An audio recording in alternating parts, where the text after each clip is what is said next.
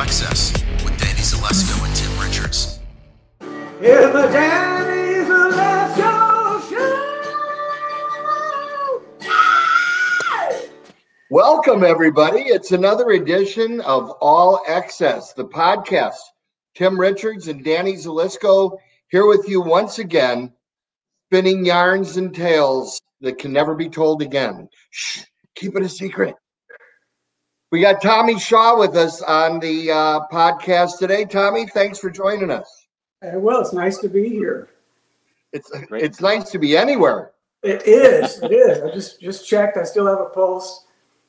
I think I'm good. Well, we still have a pulse. You know, this isn't going to be aired exactly today or anything, so I guess it's okay if we announce that you're coming back to Phoenix in September. Yeah. I'm sure you do know that our buddy Billy Kahn put a couple of shows on sale with you in Las Vegas and sold out in a day. How about that? I'm so excited about going back to play. I can't stand myself. Yeah, I mean it's got to be nutty for you because what do you guys do between what 80 and 120 shows a year with Styx? Yeah, it was 120 for quite a few years, and then we said let's try and do 80, and then we did 110. Well, that was your compromise. Yeah, you're out there. Everybody's in a great groove, and we get these offers, and it's like, well, I'll do it. So Tommy, all the years of doing these shows and doing so many dates, what's the secret for stamina? Well, there's really not I think that after show, you just have to be careful and don't burn yourself out afterwards. And yeah. Otherwise, you're kind of like athletes. What you're doing is helping keep you in shape to do what you're doing, and you just take care of yourself. There's really not that much thought that goes into it. You just take care of yourself, eat right, and try and get a little bit of rest. And one thing that we discovered about 5 years ago is the nap, the afternoon 20-minute. Yeah. It's a reset. Yeah. Disco nap. Just go get in your bunk for 20 minutes. Don't not any longer. 20 minutes. You wake up and you're like, where am I? And I feel great. Danny and I both grew up in Chicago. You are obviously a household name there. I grew up a South Sider, and I always have to ask because Danny's been doing this for a long time, and you've been touring since the 70s. Where did your paths cross, and how did you guys become friends, you and Danny? I'm sure it was through Charlie Brusco. Yeah. We've been doing shows together for years. Well, when the band first got back together again, I think I was one of the first guys to do it. It was at Mesa Amphitheater. Right. Remember that outdoor place we did here? Yeah. But in the 70s, you guys worked for Beaver in Phoenix. Somehow, I think what was happening, I started promoting in 74, and I wasn't doing arena shows then. I was doing smaller shows, clubs, and I was doing little halls, and I didn't really start buying arena shows until 1980. So that's 40 years ago. But you guys, the 70s, you owned the 70s. I think there was one time you guys came to the Coliseum, played either 2 or 3 nights in a row. So unfortunately I missed out on that heyday, but we've been having ever since they got back together again in the 90s, and we did that first show. We've gotten on great. Charlie's been there the whole time, and it's really one of those great promoter band relationships that I wouldn't trade for anything. Yeah, it is. We always have a great time before, during, and after the show, and the day before. Whenever it is, because we've become really good friends over the years, and it's never work. Yeah. No, it's fun. It's like I still got to do a settlement, but it's with George, so I have some laughs there. Yeah. You know, and they always come in. I mean, they're very good about scheduling a night off on either side of it so that we can have a dinner somewhere away from the show. Yeah. We've done that countless times in Vegas and in Phoenix, and have had a great time doing it. You know, and that's, you know, after a while, you know, Tommy talks about after the show. After the show used to mean a lot more than it does these days. Well, it means a lot of it's different. We stayed up a lot later when we were younger. Yeah, we Yeah. didn't have much of an appetite, but now that's the big meal of the day. Right? And now our idea of fun is going to White Castle. I went there 2 days ago. I texted you. We almost drove past it. We're like, yes, just pull it. Just automatically pull in. I don't know if you knew this or not. I don't know this or not, but last year, at the early part of the year, something happened with the White Castle that they put up in Scottsdale, and I got to meet all the White Castle brass, and they're very nice people, the owners and everything. They came out because they were opening the new restaurant here, and they had an Alice Cooper corner that they still have in there, and I helped Alice out with a couple of things with them in scheduling and so forth, and they asked if I wanted to be inducted into the Cravers Hall of Fame. And I thought that was ridiculously funny and wonderful. Yes, please. And then I noticed that they had 1.3 million Facebook followers. So I said, yes, please. And then John Prine heard about it. And John Prine goes, well, can I go into the Hall of Fame? I like White Castles just as much as you do. And I said, sure. I called them up. They said, oh, we'd love to have John Prine. And they're sitting there thinking, we would have to pay him $1 million to do this. So, you know, I mean, it's an endorsement. And then Tommy and I did shows a year ago, January, at the Celebrity. And after the show, I had a steaming Crave clutch in the backstage. It smelled up the entire backstage. And he comes off stage, and I'm going, hey, man, great show. And he goes, great. He goes, what's that smell? Is that White Castle? Do I smell White Castle? So I took a picture of us toasting each other with White Castles, and I sent it to the White Castle guy. He goes, do you think Tommy wants to come along and be in the Hall of Fame? Because Tommy's a craver. And I said, absolutely. I didn't even ask him. And then I asked him, he said, yes, thankfully. Of course. So we were going to go out and do this in the summer. And everybody said, all right, well, let's see what happens for the summer. And what they wanted us to do is come to their main office place in Columbus, Ohio, which is where the first White Castle was made. And then we got whacked with this COVID, and then John dies. I mean, which was ridiculous and stupid and sad and hurtful to everybody. And Fiona, his wife, went in his place, and we went out to Nashville in October instead of going to Columbus because Tommy and Prine live there. And we had a really fun day with them, and they were great. They set it up beautifully. They closed down the restaurant for us. And then I don't know, Tommy, if you ever looked in that envelope, but they gave each of us $5,000 to give away to charity. Did you ever use that? Yes, it went to our Rock to the Rescue charity. Great. That's great. I know it was they made it into such an incredible event. It was so much more than what I was prepared to be okay with.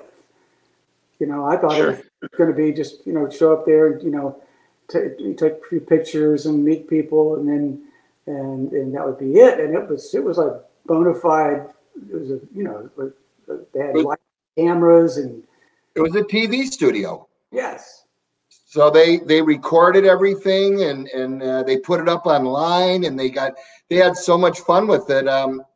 So I'm looking forward to doing that again with some other cravers, but no notable cravers have presented themselves yet. Mm-hmm. But I mean, just about anybody that does what we do goes there, because it's all that's open after the shows. This portion of the podcast is sponsored by White Castle. Well, guess what? It will be when they air this on their 1.3 million, Facebook users. That's what they are. Yeah, I'm gonna send this to them. You better believe it. You should. And Fiona's doing the show next week. Oh, cool. Well, give her Yeah, my. I will. I think she's been out of town. She has, but she's back now. You guys live at least a block away from each other. Yeah, if not further, you know. It's I can walk. I can walk there. I love it. So, Tim wants to know what you've been doing since we've been off work for the last year. Well, we've worked on some new music. Uh, we've been doing that for a while, but then when COVID came along, we were suddenly unable to get together to do it. So we did what we couldn't do by getting together. We did using new technology that got invented so you could do it remotely. So we did drums on a Zoom call and on this other kind of it was I forget what the software is called, but it lets you can do drums on Zoom. Yeah, you just do like this, or, you know. So I'm Todd, and you're playing like this, you're watching on that end, but you have this software that lets you take the master fader from his Pro Tools rig at his house and run it through your master fader in your own studio. So he would do the take and then play it back, and it would come out through my studio monitor, just like he was in the studio and we were recording it there. And you know, and we had his engineer was on one frame in the Zoom call, and Todd's at his house, and Will and I were in my house watching like that, and said, "Try this, do that," and produced it that way. And God, it turned out just amazing. And the sound on the recording is good for you when you do that? Yeah, there's Wow. nothing finished at all. And the other good thing about it is he was in his drum studio, which is basically a drum museum of all these vintage snares and custom snares and his stacks of kits. And so he was able to change things around. And every song we would look, let's hear, you know, he would break this. This one's made from a Rolls Royce engine block, you know. And these things, this is 500-year-old wood from the bottom of some lake. And so we would just listen to one drum after the next. So the drum sounds on these tracks they're ridiculous. I love it. That's awesome. So when do we get a chance to hear some of this new Styx music? That's a good question. You know, soon, I guess. Okay. Yeah. We're coming up on 4 years, so we're looking forward to what's next. That sounds like next year. Could be. Yeah, who knows these days? You know, hey, look, in the meantime, if we can all get off of our collective butts and go play some live shows, that's a good enough reason to stall on the new recording, you know? Yeah. I mean, think of all the shows that we've missed in the last 13 months. Yeah. But wow. We're going to go out and we're just going to play. We're visiting places we hadn't been in a while, and you know, we're going to have a fun time rehearsing. You know, because you know the last year that we were out, we were playing stuff from our mission album. So we had like half a dozen songs in the set that the audience all knows now, and it's like part of our regular set. In fact, I've got I had Cookie in our front of house mixer. He records every show, so he had some shows that he liked and put together. We actually played them for the fans, called them Styx Fix Saturday night broadcasts. And so I said, could you do a mix and pull me out of it, my guitar and my vocal, so I could play along with the band and practice. And so I have that. Huh. And it's like there's the band. Like being there. Awesome. Yeah, and I just get to play and sing. And we're down in Florida right now, so I've got a little mini, just starting to cobble together a B-rig studio down here. That's why it took me forever to get started. So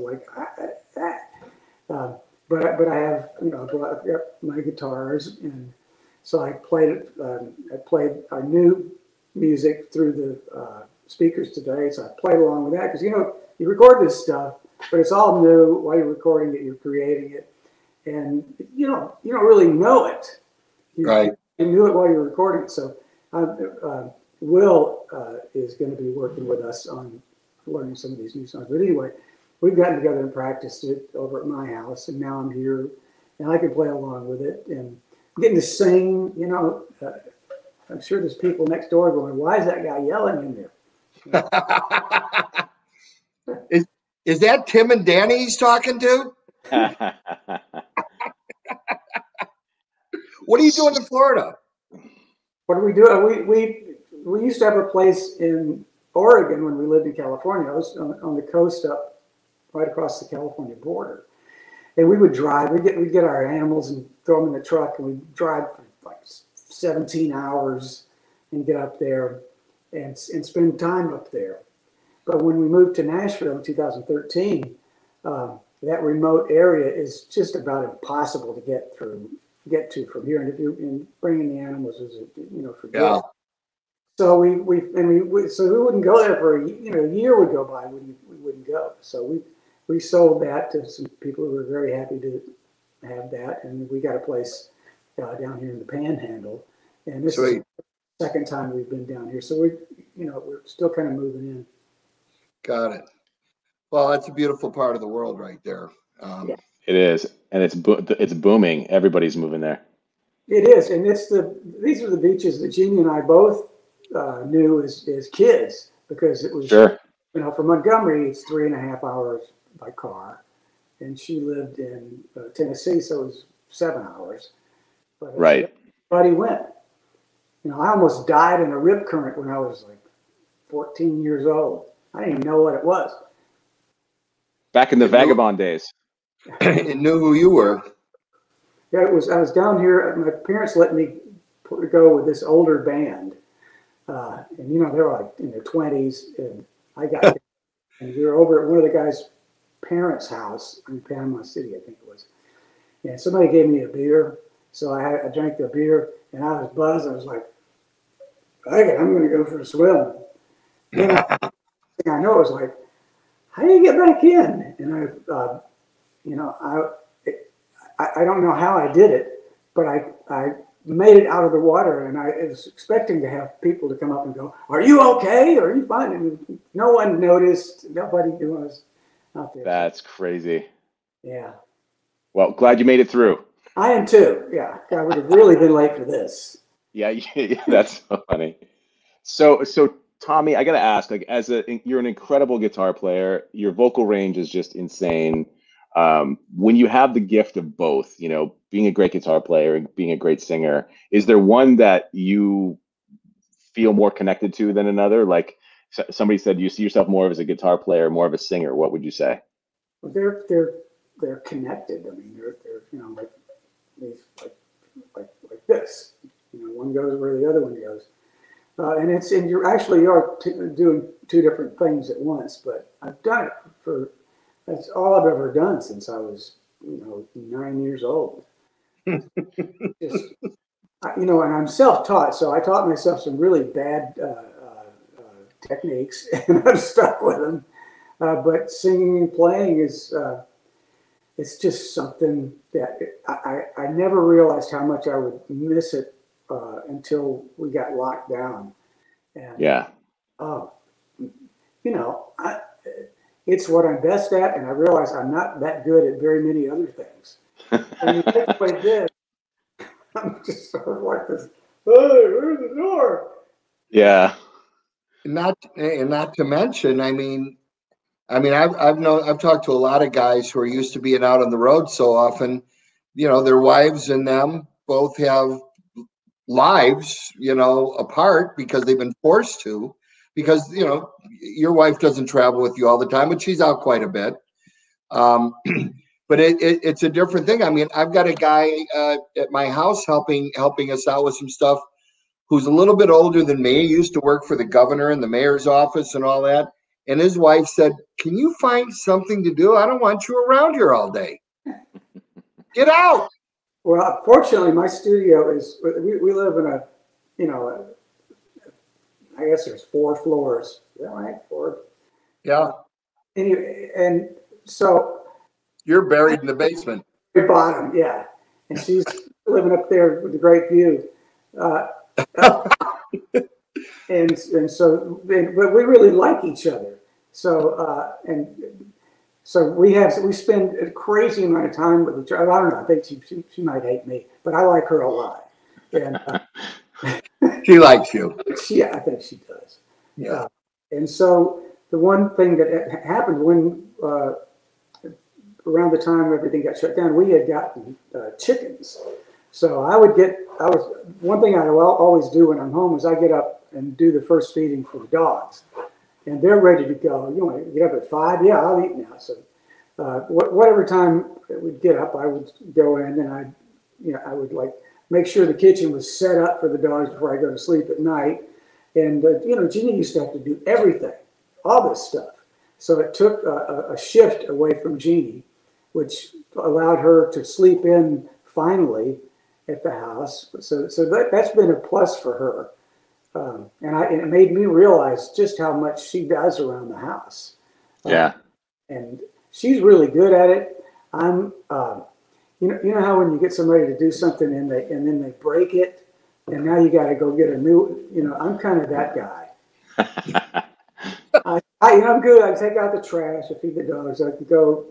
We had 7 inches of rain about a month ago, and when we got the house, we put this new drainage system in because they were starting to do building and excavating and stuff, and the drain system that we had was getting overwhelmed. So we had this really cool 12 inch drain pipe going around these berms and stuff at the house. So we were good.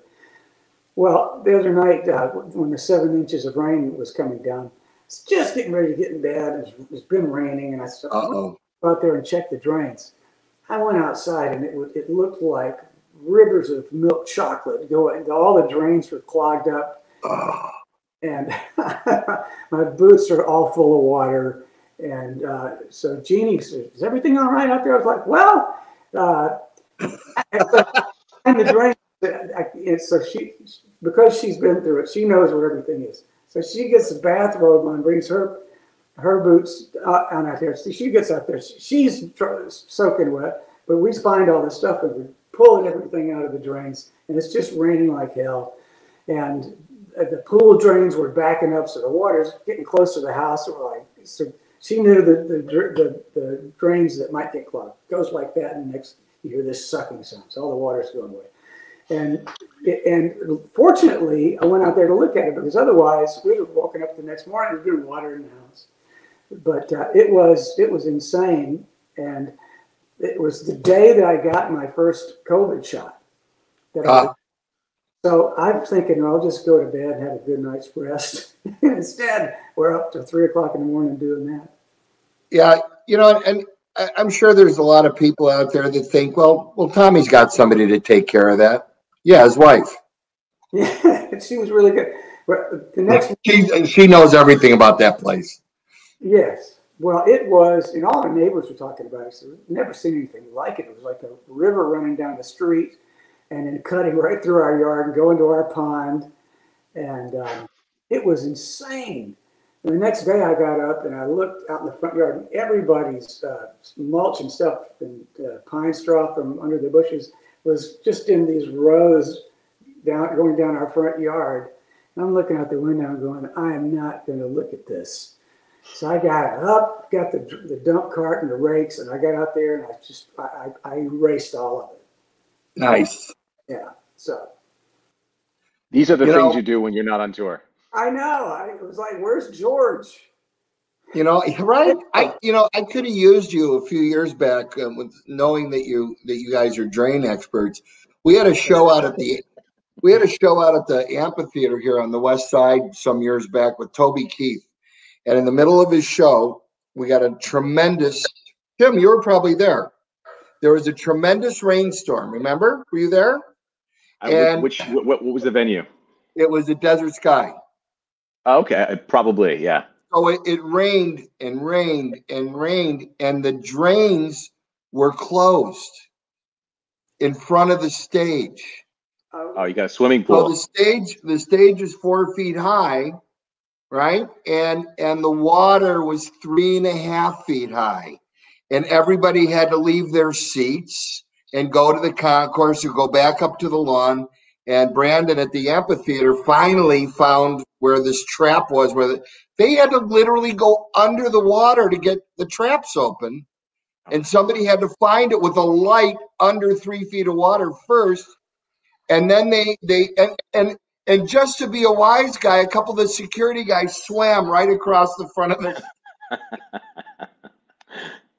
And when they finally the things, as soon as they found the drains, that it emptied and the show started up again.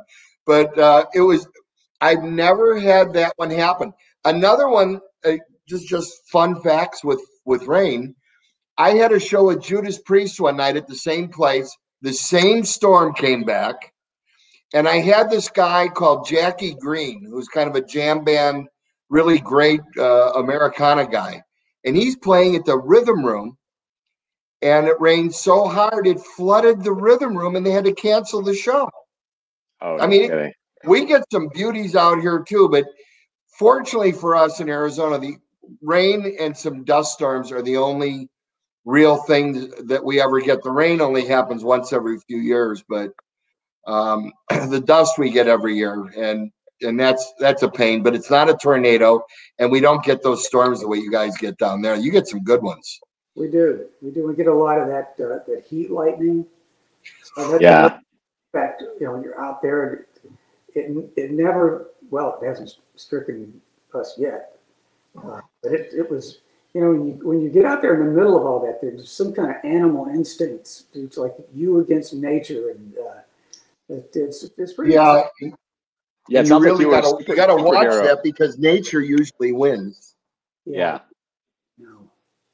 Yeah, it sounds like you were a superhero during that last rainstorm. I was, and the next day, that was like, Yeah. you're not going to rub my nose in this, Mother Nature. Tommy, were the tornadoes anywhere near you in Nashville? Were you home for those? No, no. It was near my guitar tech's, where he lives. In fact, he up and moved to where you guys are. Oh, no kidding. They're still working on where he was living in East Nashville. Yeah, it was scary over there. But we had that Dureco. I'd never heard of a Dureco before. But What's that? What's that? it's like it's almost it's not a tornado, but you can have 60 to 70 mile an hour winds that were coming through. And Jeannie, I was upstairs in the bedroom looking out in the backyard. Jeannie was doing something, and she said, "Look at these clouds!" And then all of a sudden, the wind started whipping through the trees, and it was like, get away from those trees. And so we had this Dureco, and it blew stuff over. The trees were all knocked down all over Nashville. We did okay. I'm thinking to myself, I just can't imagine my wife saying to me, "Oh, look, honey, it's a Dureco." Never, who'd heard What of the hell's that? it? None of us had ever heard of it. I still haven't. I don't even know if I can pronounce it. I mean, over where you don't know where the governor's mansion is in Nashville. It's just up the road, and back through there, there's all these ancient trees that were there during the Civil War, and they were. I mean, they must have lost 100 of them. It was just Oh, that's sad.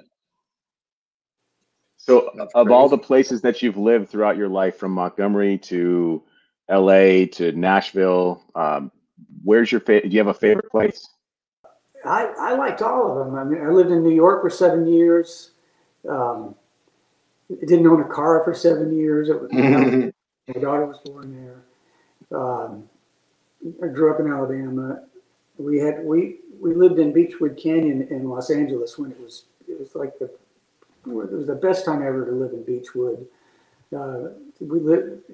I don't know if you were ever in California when you used to have to have a guide to see, A16 to okay. Yep. We lived there then, And it was great because we'd go for a walk because we were up at the top. Hollywood sign we were like between the H and the O. And so That was a great place. That was a really nice house. Maybe 2 times a day, maybe not at all. You would see. Wait, we lost you for a second there. You said maybe 2 times a day. Yeah, you'd see somebody you'd see a car come up and the person in the passenger seat's got the Thomas guide out. So they're looking for the road to the Hollywood sign, which there kind of isn't. Unless you right. But we would go, hey, man, you made it this far. That's impressive. By the time we moved away from there in 2013, because of smartphones, everybody knew how to get to the Hollywood sign. You just follow the little blue dot. Yep. They said there were 6,500 people in cars going up there every day. So it went from being this quiet little cool old village to being just this, oh my God, the tourist vans and loudspeakers and. We were one of them because my daughter wanted to see it after the Miley Cyrus song came out, Party in the USA. It was like everybody's got to see the Hollywood sign now. Yeah, I totally get it. Sorry about that. Hopefully we didn't drive you away. It didn't work, but we were there at this prime time, and then we moved here because my wife was from here, and I grew up in Alabama, and this was the first place I came to when I left my hometown. And actually, an agent here by the name of Bobby Smith somehow heard about me in Montgomery and called me and asked me if I wanted to come up. And he's putting a band together with this guy. And I was like, hell yeah, I'll go to Nashville. And packed up stuff and went up there. So that was my first time up here. That didn't work out, but I met a band while I was here. It was a 7-piece band. It was like a funk rock band. And my buddy who came up from Montgomery with me, he's like a pool hustler, there's one of these guys that's everybody's buddy. He talked to these guys on their break, talked them into hiring me, which made it an 8-piece band. I talked to hiring him, and so we all just, toured around, and that's how I wound up getting the gig with Styx, because we wound up playing in Chicago a lot on Rush Street, a club called Rush Up.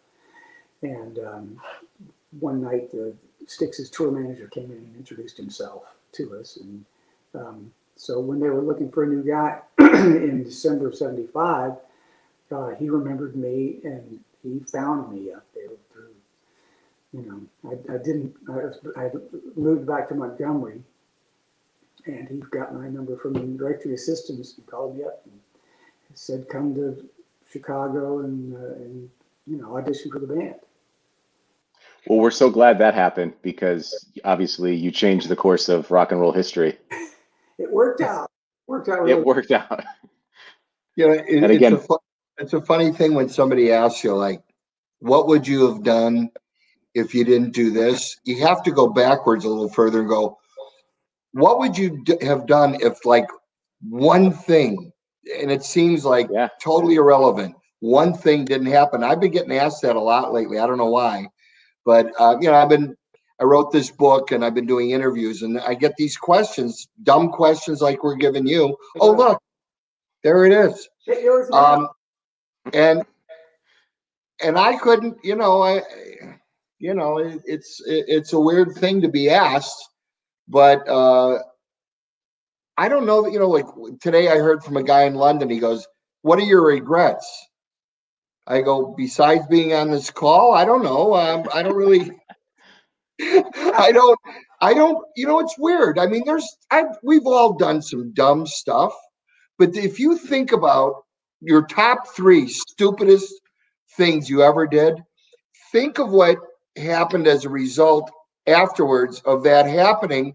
And generally speaking, you don't repeat the same mistake again and screw up again. And you learn from it, you pick yourself up and you move forward, and hopefully you never do that stupid stuff again. But I don't know that I would, even in the earlier part of putting on concerts, for example, what if I had called up, and what if I confirmed a date that I didn't do, or this or that? It would have changed my whole life. It would have changed the course Yeah. of the history, and it could have knocked out something I really would have hated missing. But of course, I wouldn't have known, would I? It's weird when you think about it. It's kind of like in the Superman comics. You can't ever do anything to change the course of history because Right. he could. Remember, he had to promise his dad Jor-El never to do that. Right. But the thing is you were you, and you were bound to do something. You know. Yeah. So, you know, if it, you know, hadn't been that, you were going to be you, and you were a force, you know, of nature, and so something was going to happen. I've been called worse. Yeah, something was bound to happen. I mean, my first introduction to Styx was prior to you being in the band, and they would play at this place in near Chicago in Park Ridge called the Deep End, and it was a Coke and pizza bar in Park Ridge, which is next to the town that I grew up in, Niles, and REO played there, The Flock, Baby Huey and the Babysitters, 4 Days and a Night, REO Speedwagon, CTA. All these bands played on this miniature stage, and that's where. And the only way you could get into this place, it was like a bar, but the only way you could get into the place was with a high school ID card. So, I mean, you had 19-year-olds and 20-year-old greasers beating up kids outside, stealing their IDs to go in. Because we got to see these incredible shows, and this was all at the very beginning of everybody's careers. I mean, I saw Styx before Lady was put out. Wow. You know, and then I remember the one night there was some DJ that got a hold of the Wooden Nickel single, and he played it like 100 times in a row. Yeah. Because he said, "This is the best song ever, man. It's by one of our own. It's our own band, Styx." Yeah, it was Sorry. I remember the band I was in. We settled in Chicago.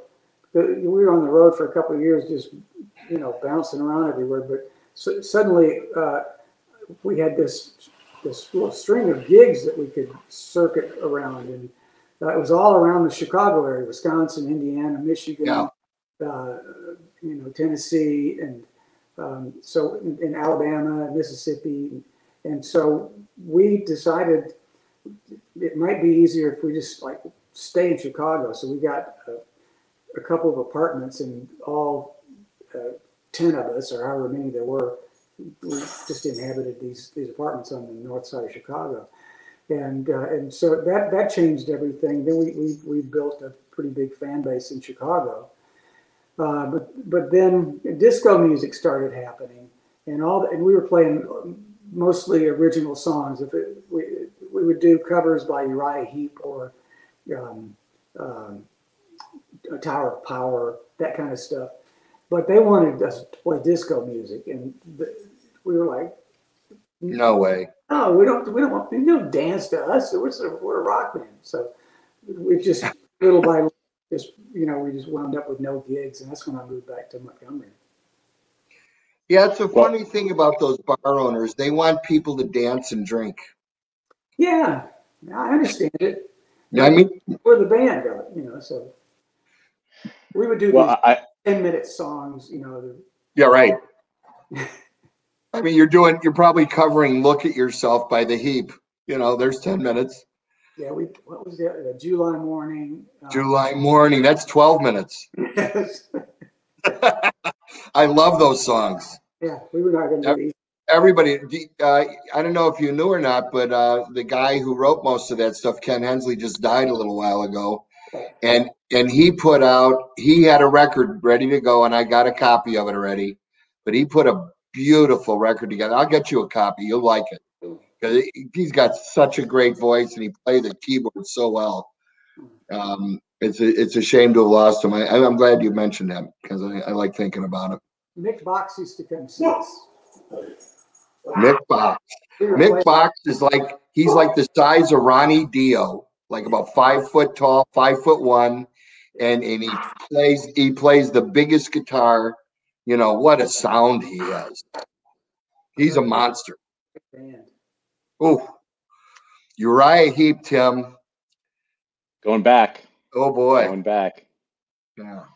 Tommy, do you feel like you're an honorary Chicagoan because of your years there and Styx? Do you feel a connection to the city of Chicago? Oh, totally. Yeah. There's so many nights in that on Rush Street, over a 3 or 4 year period, and in Styx, spent a lot of time rehearsing there, recording there, and whenever we would play there, we would stay downtown, and had favorite restaurants we'd go to. And isn't it funny that Rush Street is Rush Street?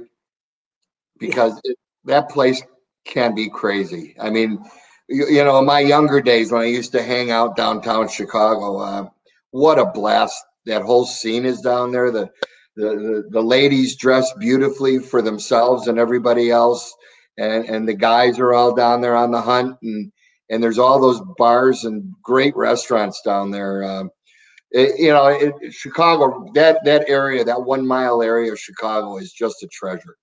It really is amazing. Did you ever go to Rush Up? You know what? I was out of there. I moved out in 72, 73.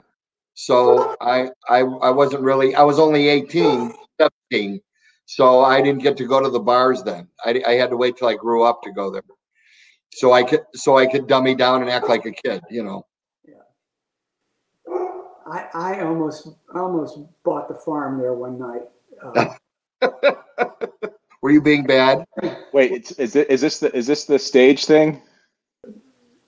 Yeah, it was a stage thing. Okay, yeah. Tell us the story. I've heard this story. Oh, okay. All right. So Rush Up, you go up. Mammy's was the restaurant down below. So you go up. It's one of these old multi-story buildings on Rush Street. So you go up to, and the ceilings are 12, 16 feet ceiling. They're tall rooms.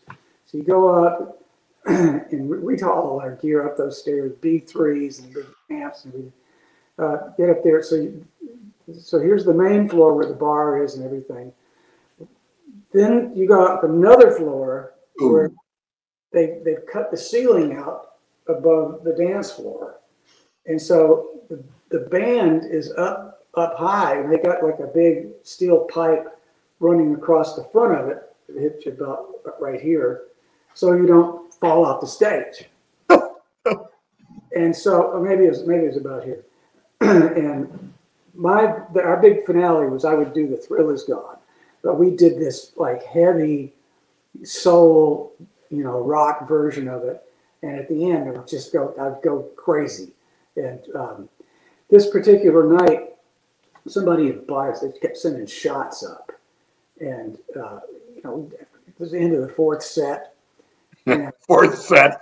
Yeah, but we played there on New Year's Eve one time. There was another time where leap year or something. There was an extra day or some kind of thing like that.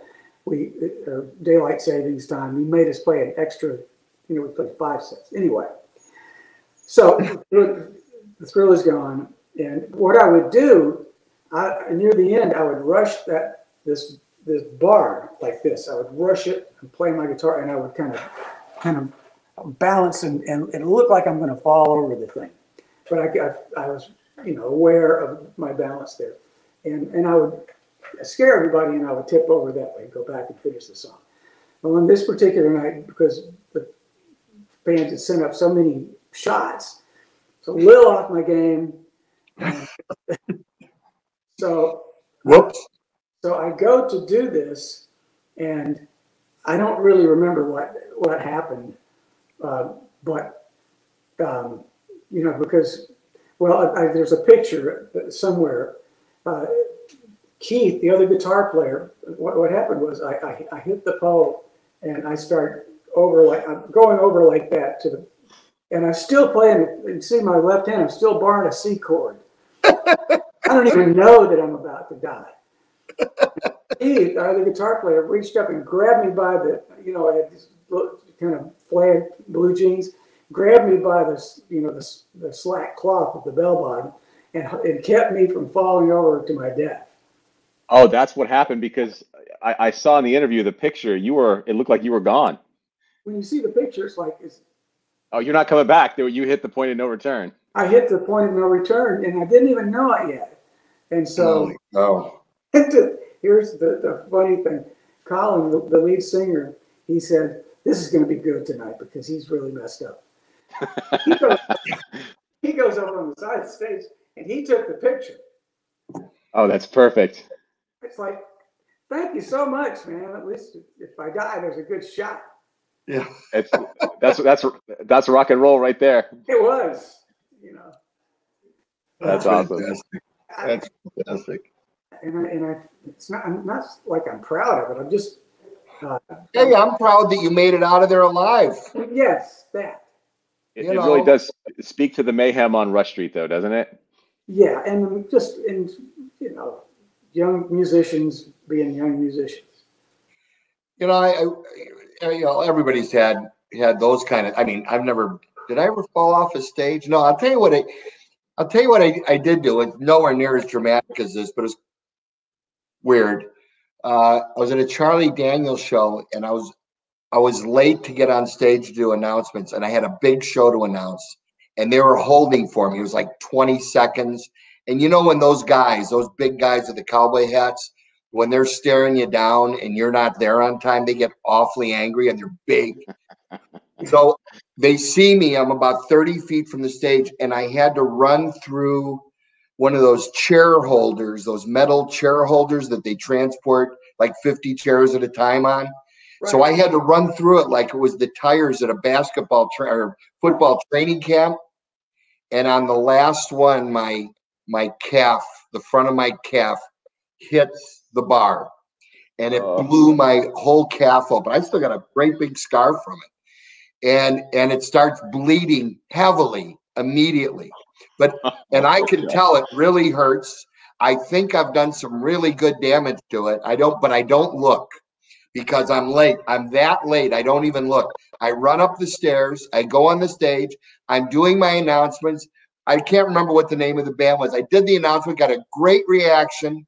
And I said, okay, in just a minute, and somebody yells out, a girl yells out, "Ah, look at his leg!"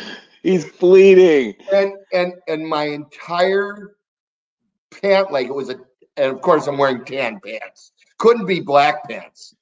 I'm wearing tan pants, and the entire bottom of my leg was red. Oh. And I look down, and I go, "Excuse me, we're gonna have a rock concert now. I'm gonna go die. You're gonna have to excuse me now." And it turned out to be just a hole. It was a nice nickel-sized hole in my leg, but I've never seen blood rush out of somebody like this. So I didn't do that. I didn't do that anymore. Did you fill up your shoe with blood? Oh, absolutely. It was. I've only had a few of those. Now there's a regret I'd like to take back because that wouldn't have changed my life, would it? I would have been happier. Yeah. Tommy, who's that at your left side? This is Hazel. Hazel? Hazel. She's beautiful. She heard me. Hazel, what are you doing? Bite his butt. Oh. Well, that's great. That's great, Tommy. Oh, you Hazel, you. Well, I think we got it here. Good. I think we're good. So I'm going through one by one, just the very best guys that I know, and you've been on my list since day one. And so you're joining the stuff. Oh, do you know somebody I want to introduce you to when you're in Nashville sometime is Adrian Ballou. I think we talked about that, didn't we? Yes. You got to meet up with him. You would absolutely love him. He's one of my best guys. It's funny. There's so many artists here. Yeah. Always doing stuff, so we never run into each other. and especially this last year, no one done Yeah. And John, I've met John before, just around town, but he and Fiona moved down the street. Like, and I know people that knew him. And last time I saw him, it was at Arnold's, Meeting Three. I think that was one of his favorite places. And I was so looking forward to meeting him and Fiona, and it just never happened. And, I'll tell you what, man.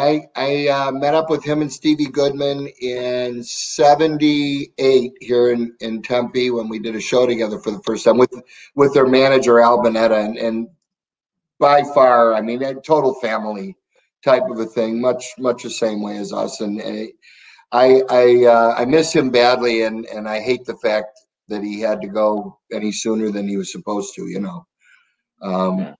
It's a tragedy. It's a tragedy on so many levels. I mean, the personal one for his family, his kids. I mean, number one, his wife, his brother. All great people, and then all those fans out there that he made over all those years. And John was, I learned a lot from him in the sense that when I first started working with him.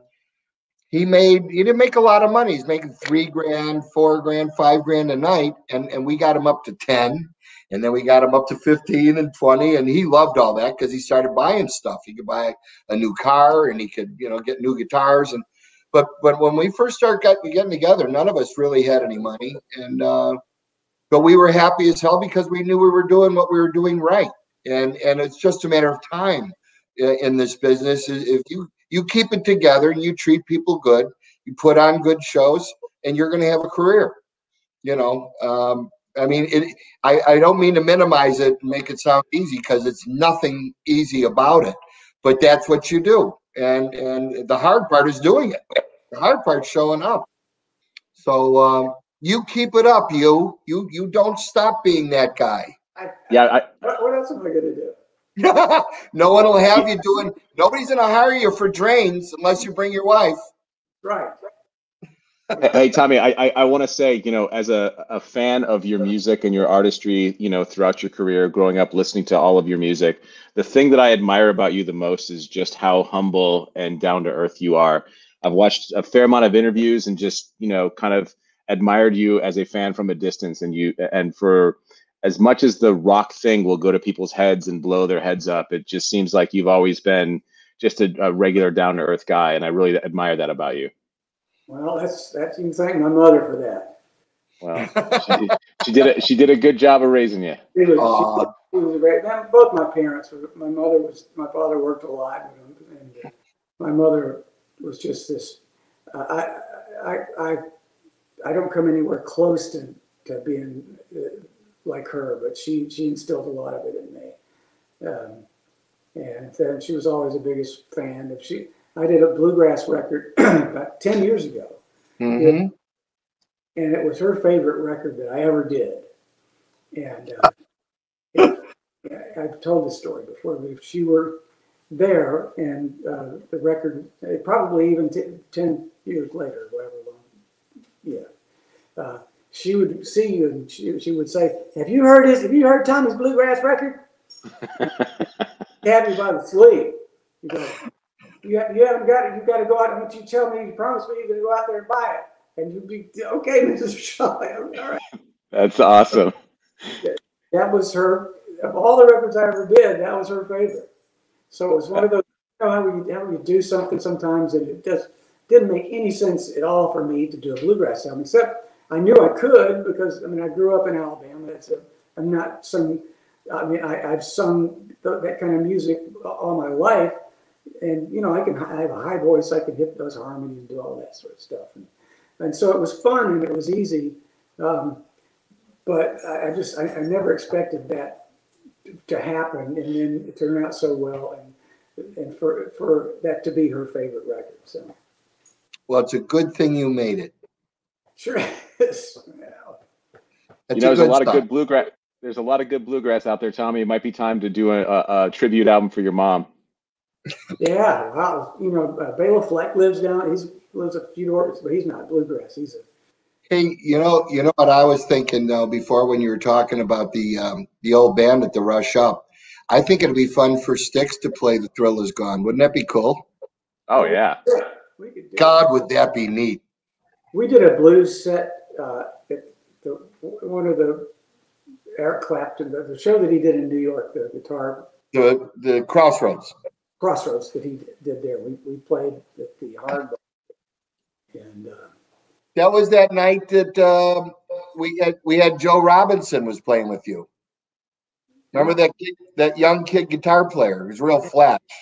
Dan Aykroyd came up and played with Yep. us. He And played harmonica. Steve Cropper came in later that night, and I was like, he said, man, you're awesome. I said, no, man, you're awesome. You're awesome. And now he lives right around the corner from me now, so he's been over here. There you go. Steve Cropper does. Yeah. That's awesome. He's a great guy. And Donna Summer raised her kids in our house there, and so she's right. That's her house.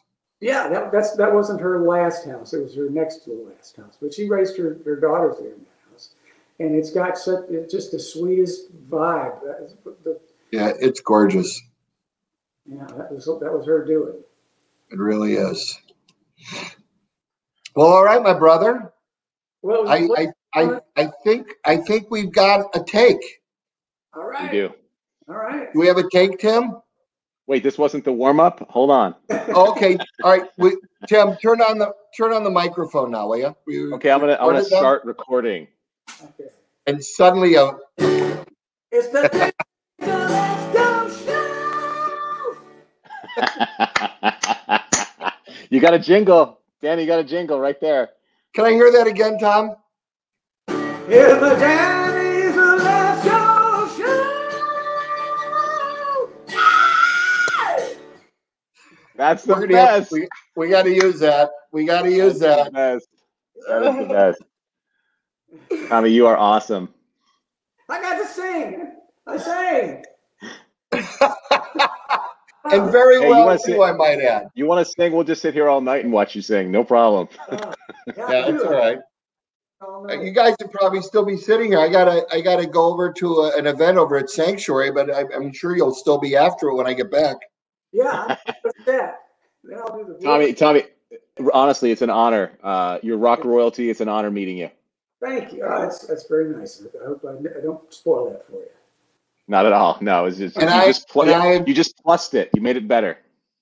Good. And I'm looking forward to seeing you again so we can renew our vows at White Castle. Amen, brother. Now. After a while, you really don't need a whole lot to get off and be happy. I mean, a little jingle there, a little White Castle goes a long way. And, it doesn't take much anymore, right? No, just things that you love. And they do. It's amazing how those simple things, like a good hot dog. Right? Yeah.